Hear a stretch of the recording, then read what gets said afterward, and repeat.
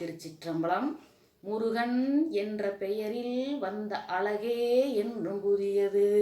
அவையார் பாடுறாங்க. என்னங்க முருகன் என்ற பெயரில் வந்த அழகே என்றும் புதியது? ஆமாங்க. இம் கூட்டல் ஊ மூ, இர் கூட்டல் ஊ ரூ, இக்கு கூட்டல் ஊ கு, முருகு. அதோட ஆண்பால் விகுதியான இன் சேர்ந்து முருகனா உருவாகுதுங்க.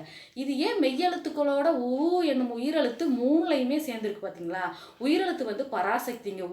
ஊவுக்கு தமிழ் எழுத்து என்னோடது 2ங்க. பிரணவ மந்திரத்தில் அகரம் உகரம் மகரம் உட்பொருளுங்க.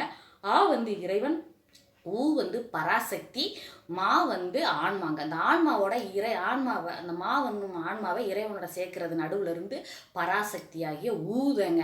அதனால தான் அந்த முருகரோட ஒவ்வொரு இடத்துலையும் அந்த உயிர்மையாகிய ஊ சேர்ந்துருக்கு பாருங்க. நம்மளை இறைவனை சேர்க்கறதுக்கு முருகா முருகான்னு சொன்னோம்னா இறைவனோட சேர்ப்பா அந்த பராசக்தி.